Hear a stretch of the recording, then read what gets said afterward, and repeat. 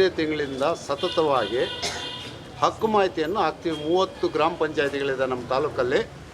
30 ಗ್ರಾಮ ಪಂಚಾಯಿತಿಗಳಿದೆ. 30 ಗ್ರಾಮ ಪಂಚಾಯಿತಿಗಳಿಗೆ SC ST ಅಭಿವೃದ್ಧಿ ಖಾತೆಗೆ ಎಷ್ಟು ಹಣ ಹಾಕಿದ್ದೀರಾ ಅನ್ನೋ ಮಾಹಿತಿ ನೀಡಿ ಅಂತ 30 ಗ್ರಾಮ ಪಂಚಾಯಿತಿಗಳಿಗೆ ಮಾಹಿತಿ ಹಾಕ್ತೇವೆ.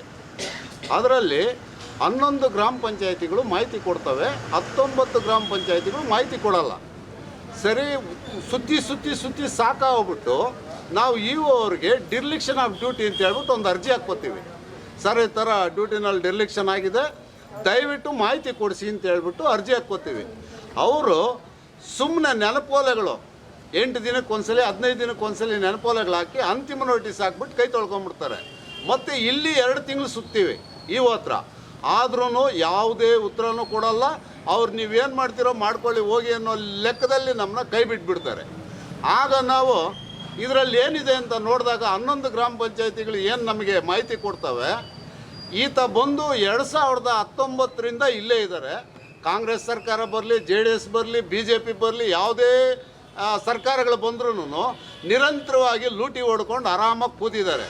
ಆಗ ಗೊತ್ತಾಯಿತು ನಮಗೆ ಈ ಮಾಹಿತಿ ಪ್ರಕಾರ ವರ್ಗ 1ರಿಂದ ಸ್ವಂತ ಸಂಪನ್ಮೂಲ ಹಣದಿಂದ ನಮಗೆ 25% SC STಗೆ ಕೊಡಲೇಬೇಕು, ಅದು ಕಡ್ಡಾಯವಾಗಿ ನೀಡಲೇಬೇಕು. 2015, 16, 17 ಕಂಟಿನ್ಯೂಸ್ ಆಗಿ ಶಾಸನಬದ್ಧ ಹಣ ಇದು ಅಂತ ಹೇಳ್ಬಿಟ್ಟು ನೋಟಿಸ್ ಕಳಿಸಿದ್ದಾರೆ ಮೇಲಧಿಕಾರಿಗಳು. ಆದರೆ ಇದುವರೆಗೂ ಯಾವುದೇ ಒಂದೇ ಒಂದು ರೂಪಾಯಿ ನಮಗೆ ಹಾಕಿಲ್ಲ.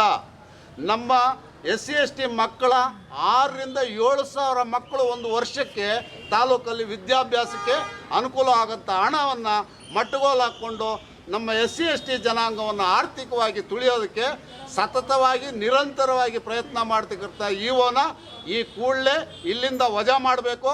ಇದನ್ನು ತನಿಖೆ ಮಾಡಬೇಕು.